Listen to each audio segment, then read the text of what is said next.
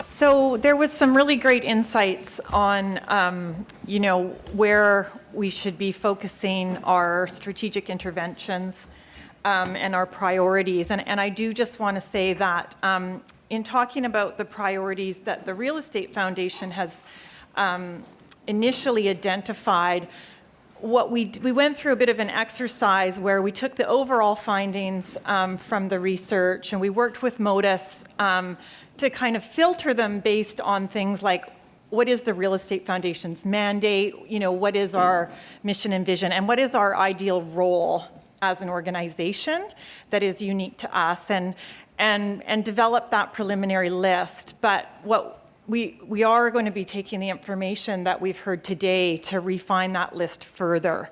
So it really is an iterative process that will continue to evolve and hopefully be informed as we go through some collaborative initiatives, ongoing connections and work together.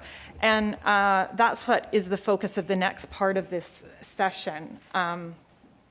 We know we need to focus on some pretty high-level interventions, and we also know we need to work together in order to do that and be more effective.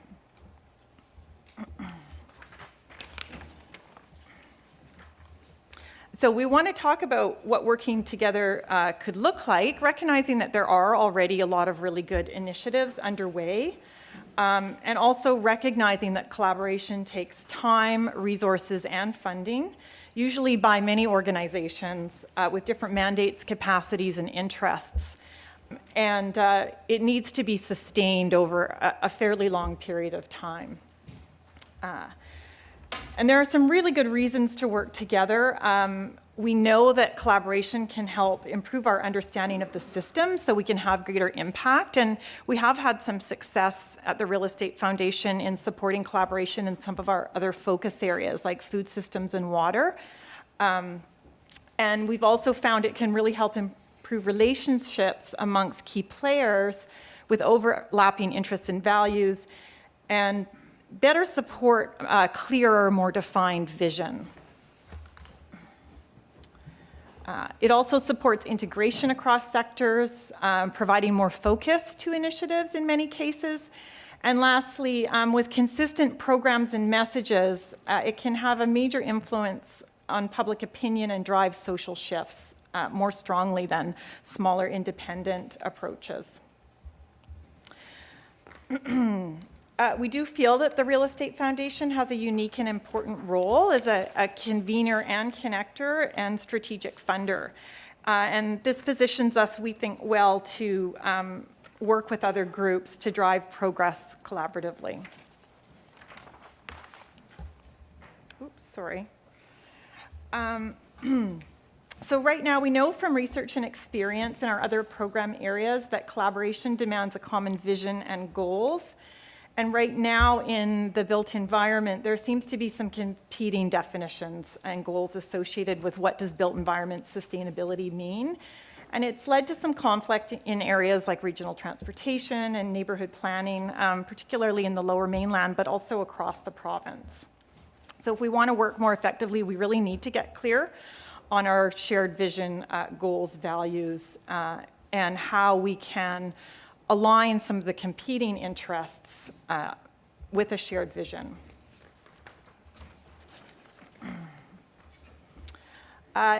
Effective collaboration also requires focus. We know that the effort, we need to know what the effort's going to produce. People need to know that this is going to be worthwhile and be clear on what you're working towards. And the challenge with the built environment is it is a really complex system. And so it's hard to know where to focus efforts.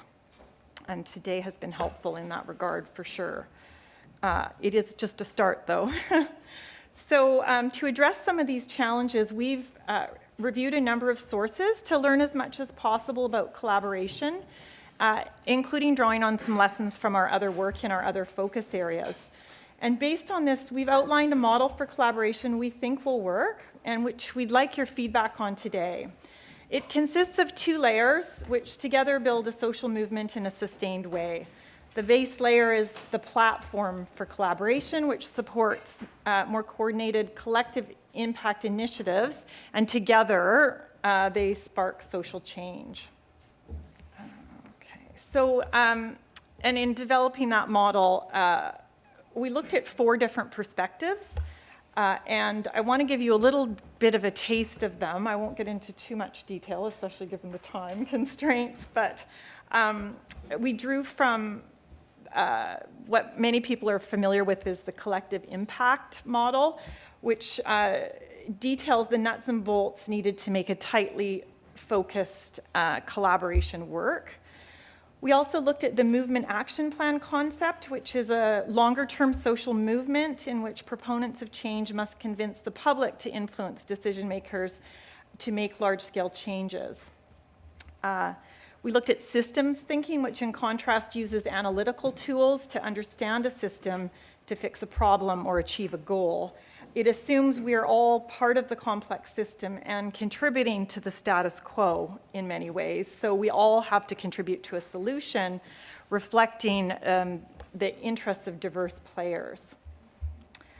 So systems thinking emphasizes the complicity of all participants in the system, while movement action plan emphasizes the responsibility of the power holders. And lastly, we looked at pragmatic network theory, which offers practical advice on making collaborations work in real life, imperfect, fluid situations, and sort of puts forward the idea that you don't have to have everything perfectly figured out before you just move forward and start doing something together. And the approach we're proposing is a bit of a blend of these.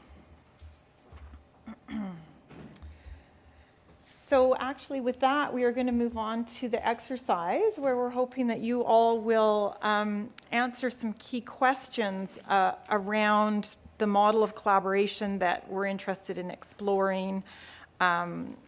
What would be, how might it be different? What would be needed to make it a success? And would your organization be interested in collaborating in a structure like this? Where do you see your organization fitting in? And if you think there's organizations not represented here that you think we should really think about too, it'd be good to know that as well. We certainly did our best to get a good cross-section, but I'm sure we've missed groups, and we'd like your thoughts on that too. So Peter, you probably have more instructions than that. So I'll turn it over to you.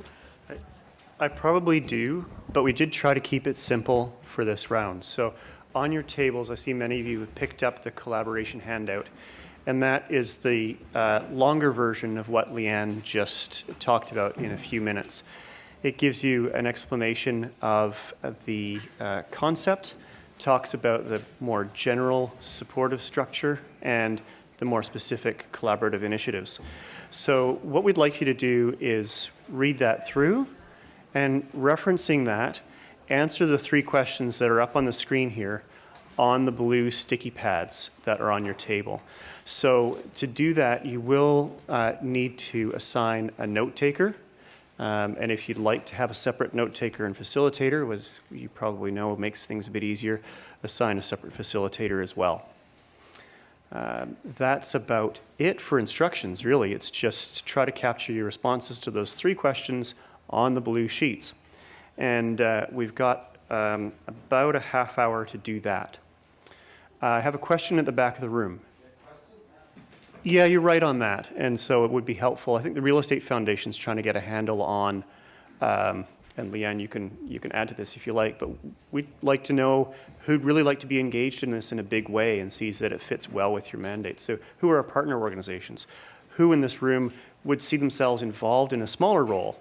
And is there a differentiation? Is somebody going to be happy to play a funding role versus a communicating role versus an advocating role? It would be nice to know that if there's time in your group discussions.